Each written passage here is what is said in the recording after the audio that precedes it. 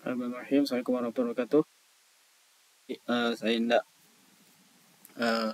cara di sini bagaimana sekolah-sekolah boleh membuat permohonan kelasliaan negeri Jabatan Pendidikan Negeri Pahang. Jadi setelah cikgu mendapat pautan, cikgu tekan pautan tersebut dan akan keluar paparan seperti ini. Jadi cikgu-cikgu perlu log masuk menggunakan email rasmi sekolah. Email rasmi sekolah. Bukan email delima, email rasmi sekolah yang mana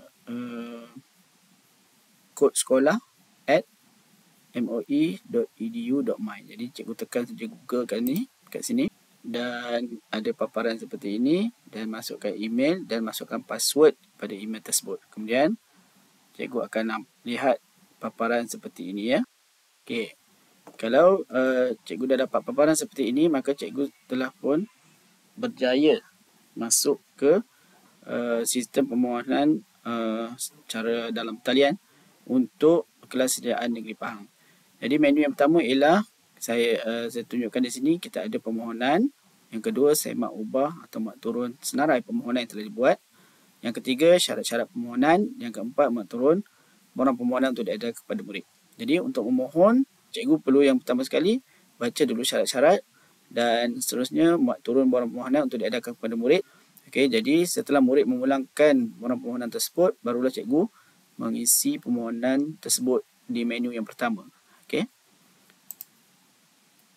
Okey, jadi apabila klik saja permohonan, so cikgu boleh masukkan nombor kad pengenalan murid. Ya, masuk saja nombor kad pengenalan tanpa tanda sempang.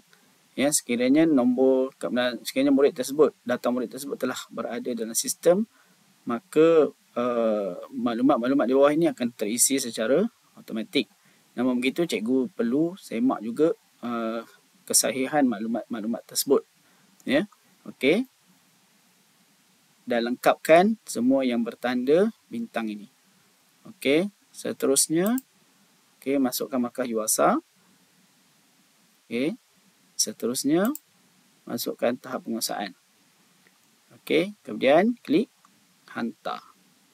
Okey, sebelum klik hantar, perakuan kena sahkan buat perakuan di sini dan klik hantar. Okey. Baik, setelah cikgu klik hantar, okey, cikgu akan kembali ke paparan utama ni. Kemudian semak ubah ataupun muat turun. Ya. Jadi bila klik di sini akan ada nama PPD cikgu dan cikgu klik dan di sini ada butang muat turun. Ya, di belah kanan bawah ni ada butang muat turun, mana data yang telah lengkap diisi cikgu boleh muat turun. Pastikan cikgu dah lengkap semua, dah puas hati, baru cikgu muat turun lah. Ya, okey, data tersebut. Baik, saya rasa itu saja panduan, mudah saja untuk memohon kelas kelasliaan negeri Pahang, kelas rancangan khas dan kelas aliran agama. Sekian, terima kasih.